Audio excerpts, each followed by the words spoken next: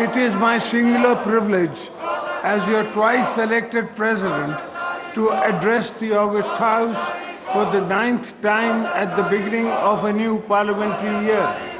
Each such address is a reminder of continuity of our democratic system and of the responsibility we carry as representatives of people of Pakistan.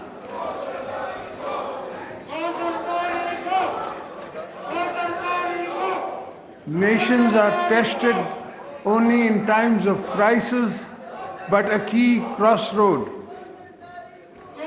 The past year has reminded us that the strength of our republic lies in its constitution, in the resilience of our people, the responsibilities of parliament and government, and courage of our armed forces. As we begin a new parliamentary year, we must build upon the resilience, safeguarding sovereignty, strengthening constitutional governance, and advancing economic transformation so that the stability of because growth and generate prosperity, progress, for peace for every citizen. As we gather here today, we stand on the foundation laid by those who shaped our national journey. Quaid-e-Azam Muhammad Ali Jinnah envisioned a democratic state rooted in the constitutionalism and rule of law. Shaheed Zulfikar Ali Bhutto gave this nation in its unanimous constitution. Shaheed Mohtarma Benazir Bhutto strengthened democracy process through sacrifices and exemplary leadership.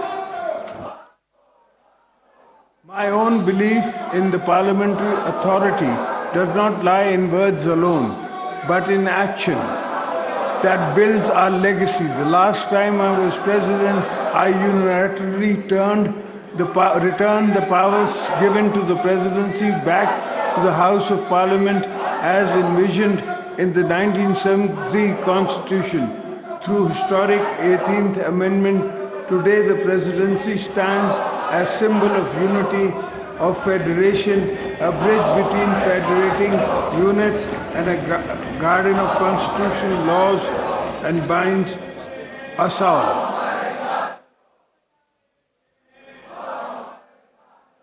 Honorable members, the past 10 months tested our nation in profound and complex ways. When our sovereignty was challenged on either front, Pakistan responded with strategic restraint and firm resolve. When confronted with unprovoked attacks on both our borders, one after the other, our armed forces acted with outstanding professionalism and discipline. In the case of Marka-e-Haq, they turned India's attack on our motherland into a landmark strategic victory. On the western border, when the Taliban regime ramped up a long line of attacks, the night of 26th February, our security forces acted decisively to signal zero tolerance for any incursions or sovereign territory. The political leadership stood united. The people stood resolute. At the outset, I want to express my nation's undying gratitude to the heroic defenders of our borders. It is because of the vigilance, bravery, and service that we are sitting here secure in our workplace and homes.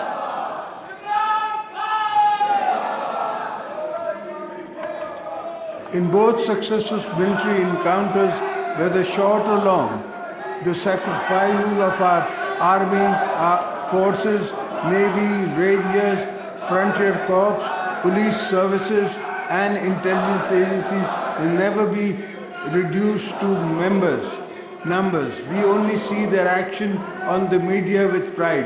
We don't really see the blood and sweat and tears that go into the training and hardship and service. Each operation reflects planning, discipline, and restraint. Each martyr represents a family that is born ultimate surface for Pakistan's stability.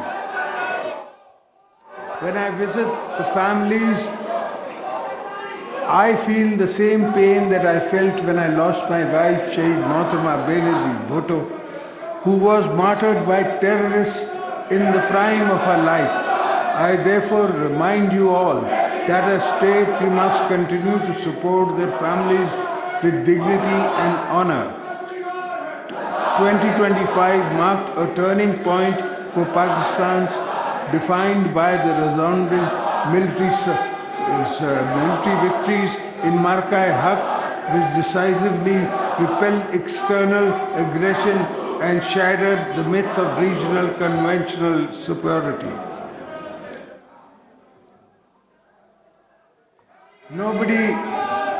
Nobody in South Asia will be free and safe until the Kashmiris win their freedom for Indian occupation. Today, trapped in the strategic short-sightedness, India's leaders said they are preparing for another war. As a lifelong advocate of regional peace, I would not recommend it. At the same time, I would also say that any aggressor should prepare for another humiliating defeat. Make no mistakes, we are ready for you. My message to them is move away from war theatre to meaningful negotiation tables, because that is the only path for the regional security. Pakistan is a responsible lingual state. We understand the weight of that responsibility. At the same time, we are a state that defends itself decisively when required. Our conduct reflects maturity, confidence, clarity of purpose.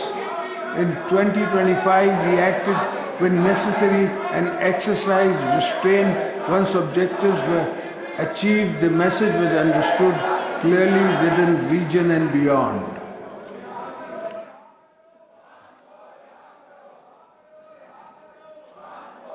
In 2026, last week, in fact, when India began to amplify the proxy operations via Afghanistan, the Taliban regime saw with shock and awe what Pakistan can do if pushed past the red line. Until that week, we had tried every possible form of diplomacy to prevent an outbreak of military response to terrorist incursions from Afghanistan, for as war as always the last option to state accepts a strike attack on its soil.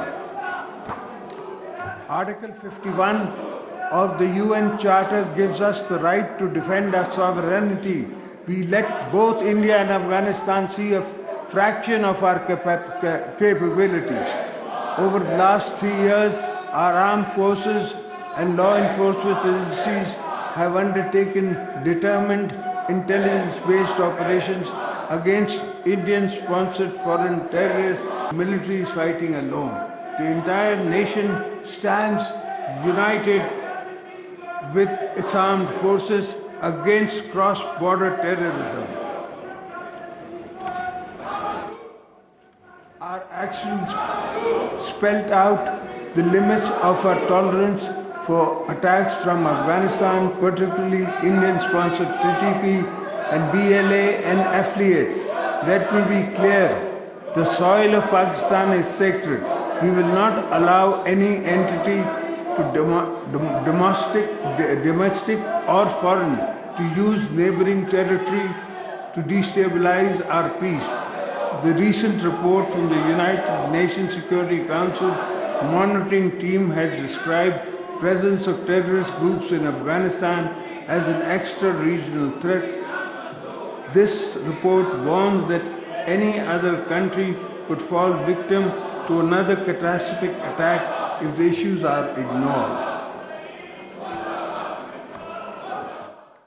However, it is a sad fact that despite multiple diplomatic engagements by Pakistan and our friendly brother countries, the Afghan de facto regime continues to provide safe sanctuaries to a variety of terrorist groups, including Al-Qaeda, BLA, and TTP. All promises they made in Doha not to allow these terror groups to operate from Afghan soils have been conveniently forgotten. They must choose to dismantle the terror groups that survive on conflict and its war economy. None of this will feed Afghanistan's children or create opportunities for national cohesion. In our end, we have never treated the Afghan people as anything but kith and kin. We have never walked away from dialogue. The Afghan people need a break from endless wars. Don't take away the choice of the future of prosperity connected to peace. I would urge them to stop being used by other countries as a battlefield for their ambitions.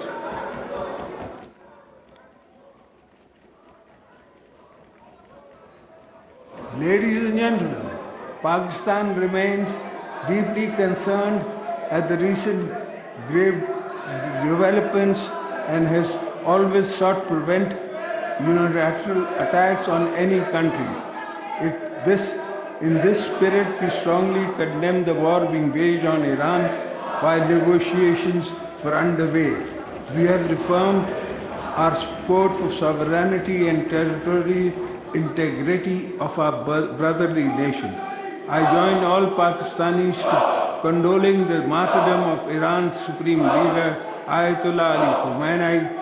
May Allah grant him highest place in Jannah.